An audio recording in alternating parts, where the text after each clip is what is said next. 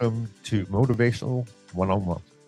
Yes, another week, people. This is Motivation 101, your weekly reminder that greatness is built one choice, one action, and one moment of courage at a time. And thank you for tuning for us. This is our fourth episode, if I'm not mistaken. Yes, sir. Oh, yes. Oh, yeah, third. Sorry. Thank you for reminding me, Mr. Steve. Getting older and older and older, don't you think? Yes, we all are. Yeah, they saying that that's only a number. Come on, That's right. we're, we're getting younger and younger and younger. Who knows? We're having a longevity 101. That's right. Ah. Longevity 101 indeed. So, Mr. Steven, our topic today is all about discipline creates destiny. What is That's all about? absolutely. Yeah. Discipline uh, is often, people think discipline's a negative word, but discipline is discipline is the probably the most thing you want to be known by. Um, I, to me, it is. I want to be known as someone disciplined because discipline gets results. Motivation gets attention, but I think discipline is what creates results. Yes, discipline is one of the key to success as well as consistency. You put them together and then voila, Eureka! It's You have actually it. the recipe for sure. Consistency and discipline. Yes, many people see destiny as something to happen to you, Mr. Mm. Steven. How does the active practice of discipline fundamentally change the narrative of destiny being something you build? Yeah, destiny is destiny is rare, right? So you think Yes. about destiny as someone that drops a video and gets 5 million views or whatever, but then afterwards it's unsustainable. And so if you're not prepared for it, it happens. But I think destiny is overrated because I think it's built on. I think great destinies are built on the backs of discipline for sure. Yes, banks of discipline. And how do you distinguish true discipline from it's often a mistake, cousin? Like sheer power, rigid control, or relentless hustle. What is the core quality that makes discipline creative, not just restrictive, Mr. Steven? Um, that's a great question because it does sound like it's a restrictive word. If I have to discipline myself, we think of it negatively in a connotation that we're going to deny ourselves of something. But that I think again, like we were saying in the previous episode, it's a mind shift. We need to from how we mind shifted from fear to discomfort, switching, understanding the difference between the two. uh, Discipline isn't a negative word, and it doesn't mean that it comes at the expense of everything enjoyable. I think discipline allows for things to be more enjoyable. If you discipline yourself in the proper, whether it's health or whether it's with time or whether it's with your work, um, all of those are avenues to creating the the things you enjoy. And so, discipline to me is is as important as authenticity is. Yes. People discipline is often misunderstood as a form of self punishment, a grim ledger of deprivation and rigid schedules. We picture that relentless drill segment of our minds, barking orders to deny us pleasure and enforce a life of grinding monotony. This caricature misses the profound truth. Authentic discipline is not the jailer of freedom, but is the architect. It's the quiet daily practice of building a person capable of inhibiting the future you desire.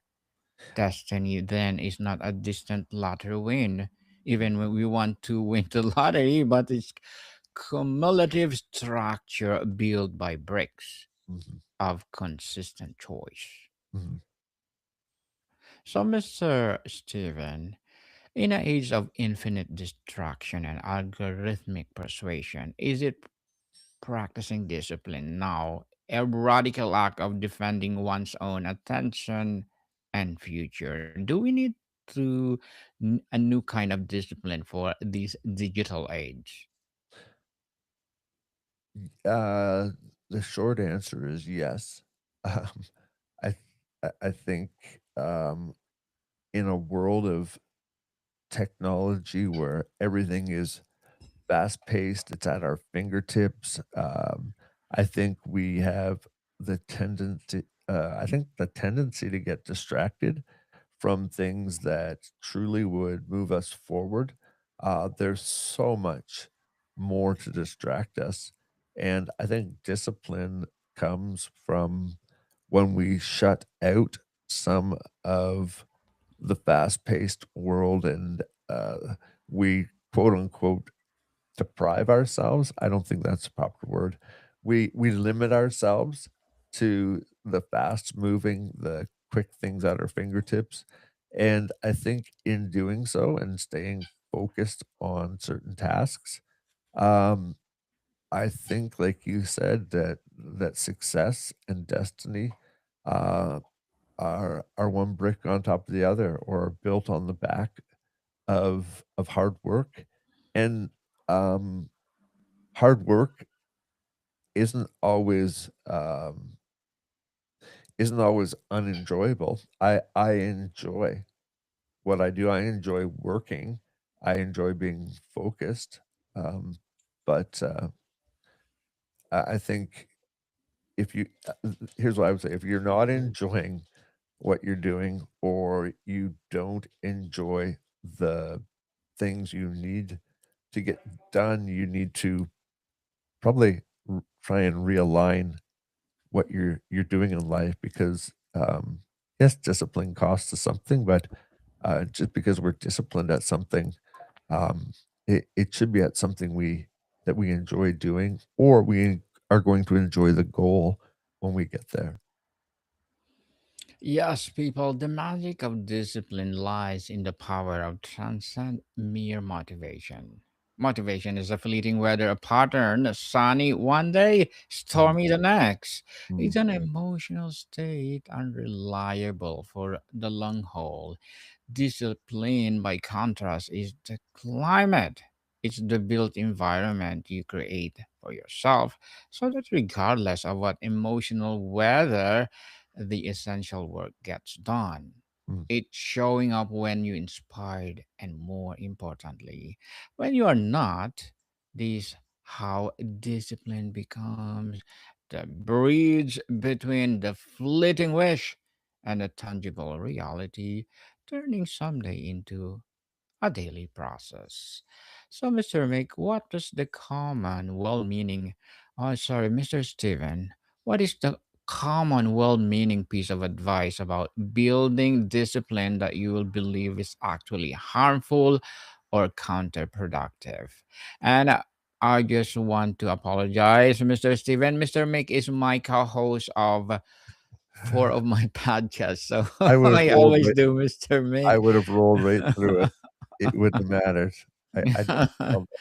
I want to apologize. No worries. He is my co-host of Music 101, Ah, Mental Health 101 as well, yeah, and Love Letters and Sex 101. yeah, So, yeah. and Mr. Steven, what is will be your answer for my question? I I think the best thing to do is uh systems. I think systems are key to discipline. Willpower will only get you so far. For Yes. me, at least, I think willpower is weak. I can make it strong for a bit, but if you uh, build systems, I think systems will always s systematically doing things uh, is much better than willpower because willpower will always wane at some point. Um, and I would say rely on probably routines as opposed to emotion. I think if we do things because yeah, when we base our work structure on emotion or we base it on feeling or willpower, I think we'd be very unproductive people. Um, yeah, I'd say that's would be Yes. key to it. Consistency beats uh, consistency. I think it will always be willpower and systems help you be consistent. Yes, willpower for sure. And people, its core discipline is a practice of prioritizing your long-term vision over your short-term feeling. It is the moment you choose the salad over fries. Oh, I love that salad over fries because most of the people love fries for sure. Because you dislike the fries, but because of love the vitality you seek. It is decision to write a single page, make one sales call, or complete a tedious task because you have a covenant with the future self for your present self cannot yet see.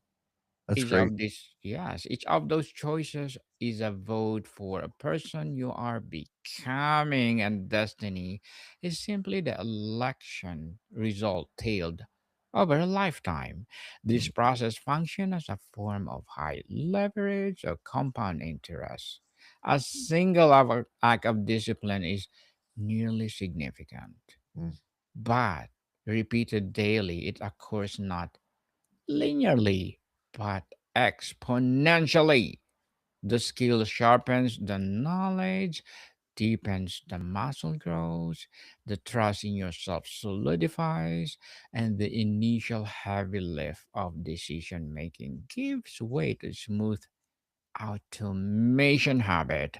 What once required heroic willpower become simply what you do, as Mr. Stevens said, willpower. This is the alchemy discipline platforms or performs. It transforms exhausting effort to embedded identity. mm. And Mr. Steven, discipline creates destiny, right? Principle apply to leaders building teams or company cultures. How do you instill collective discipline without creating a culture of fear or control? I think it has to come through demonstration. Um, uh, Someone can talk about being disciplined and ask their workforce to be disciplined or whatever. But the best form of showing discipline and systems is is by showing up and doing it yourself. When when you perform that way, or you can be identified as someone, and I'm looking for the word when you demonstrate it, I guess, yourself, then I think that empowers other people uh, to do the same thing. When people know what hard work looks like and what hard work accomplishes. And I think we use the word hard all the time too. Hard work, it, there's the difference between hard work as in a difficult task and hard work as as the amount of energy to do something that we enjoy. Um, so yeah, I think hard work is we need to reframe it as something that's not difficult, but it's the amount of energy. The hard part is the amount of enthusiasm we put into it, as opposed to how difficult the task is. Yes, how difficult the task is. And critically, the force of identity is the true catalyst of destiny. You do not ultimately achieve a goal because you were disciplined. You achieve it because the disciplined practice turned into you, the Mhm. type of person from whom the goals is natural outcome. The destiny of a championship is not created a game today, but in thousands of hours of lonely practice that forge an athlete. The Mm. destiny of a published author is created by daily pre-drawn hours that forge a writer. The goal is not to the point. The person you become in its pursuit is the real destination itself. Mm. And Mr. Steven, how do you refrain failures, miss days, or lapse in discipline so they become a data points for adjustment rather than proof of inadequacy? I think you need to return to uh, the s- the smallest version of that. Like when you've got off track and you're you're not where you want to be. I think it's by restarting small and staying consistent again. Um, whether it's working out, whether it's an eating plan, or whether we get off track and then all of a sudden it's like me. You try to work out or whatever like that. If you haven't done it for months, but you know you're supposed to be doing it, and so you decide to start, and then you grab the heaviest weights because you think that's going to produce the most effort. It's not. It's breaking it back to small habits, and you simply restart again, and maybe not where you left off, but it's a matter of restarting, and making that commitment to yourself, um, because at the end of the day, that's who you go to bed with is yourself, and that's where you know if you've really been authentic or, if you've allowed yourself to get away from, um, truly being disciplined. It's those silent moments I think we have that we develop, um, the truth about how hard our work is or how hard we work. Yes, indeed. And people, motivation is discipline creates the psychological container for freedom and creativity. Mm, The popular imagination pits discipline against everything. But this is a false dichotomy. By establishing non negotiable structures like financial discipline creates a safety net. Time discipline protects hours for deep work. You actually generate expensive, secure space within which risk taking, play, and innovation can safely occur. The artist with a disciplined routine creates a blank canvas where inspirations can finally land. mm, Discipline bleeds the walls of workshop. So genius has a place to work. yeah, that's so true. Right, Mr. Steven? And how do you design an environment, both physical and digital, to make disciplined choices, the easy choices, and distracted choices, the hard ones? Um, boy, I think that is, I think t I think 2 things, uh, help us. Number 1, setting periods of time where, those are the non-negotiable time. You're going to, work between such and such a time and such and say it's 20 minutes, or you're going to go a half hour. I think we break it down, number 1, that, time is is a non-negotiable, and then, uh, during that period of time, we make sure that distractions are are um, far from interruption. So if that's someone's phone, put it in your book bag, or if that's someone's uh, compulsiveness to open up a laptop or whatever, it's taking those things that we know are um, habits, and not always bad, but if they're interfering with our work or our discipline, then it's making them harder to get. It's not getting rid of them; it's just making them harder to get. And when you make those covenants with yourself, um, the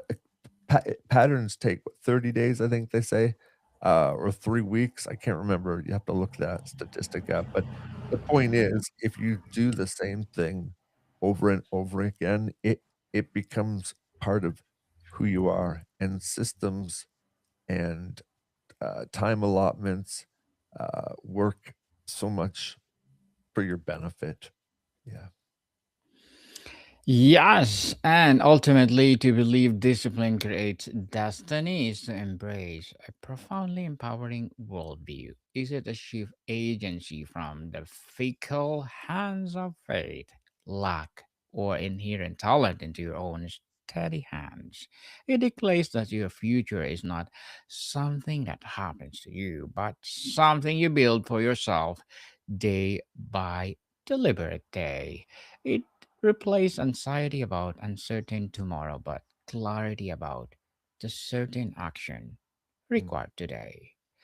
So, Mr. Steven, another great episode. Would you like to sum up what we talk about? Yep, I put it this way, you don't become your future by hoping, you become it by showing up. Discipline is the bridge between who you are and who you're becoming. Discipline, folks. Indeed. And would you like to plug in something, Mr. Steven? Yeah, Swagability is a nonprofit that is benefiting disabilities, people with trauma, with disability, and we we support them in a number of ways. And you can check us out at swagability.com or over on our YouTube page at Swagability Inc. We'd love to see you subscribe and hope to see you there. See you there, people. Let's support Mr. Steven Wagstaff because if you support him, for sure, more and more empowering advocacy like this to come. So, Mr. Steven, thank you so much for your time. Till next time. Yeah. More to come, people. See you soon. Bye bye.